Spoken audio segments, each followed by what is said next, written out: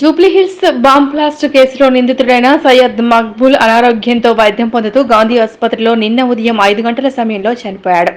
Jubilee Hills bomb blast కేసులో నిందితుడైన సయ్యద్ మక్బూల్ తిహార్ జైల్లో శిక్ష అనుభవిస్తూ ఉండగా గత ఏడాది క్రితం చర్లపల్లి జైలుకు తరలించారు. బైపాస్ సర్జరీ అనంతరం కిడ్నీ సమస్యతో బాధపడుతూ గురువారం ఉదయం సుమారు 5 గంటల ప్రాంతంలో మృతి చెందాడు.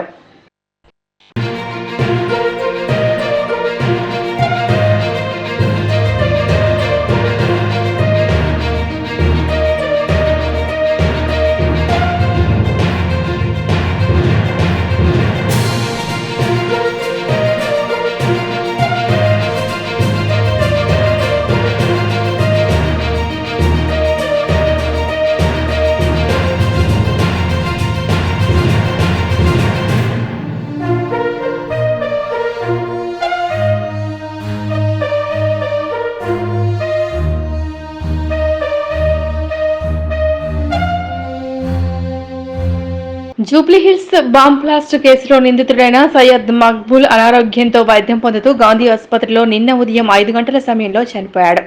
జూబ్లీహిల్స్ బాంబ్ బ్లాస్ట్ కేసులో నిందితుడైన సయ్యద్ మక్బూల్ తిహార్ జైల్లో శిక్ష అనుభవిస్తూ ఉండగా గత ఏడాది క్రితం చర్లపల్లి జైలుకు తరలించారు. బైపాస్ సర్జరీ అనంతరం కిడ్నీ సమస్యతో బాధపడుతూ గురువారం ఉదయం సుమారు 5 గంటల ప్రాంతంలో మృతి చెందాడు.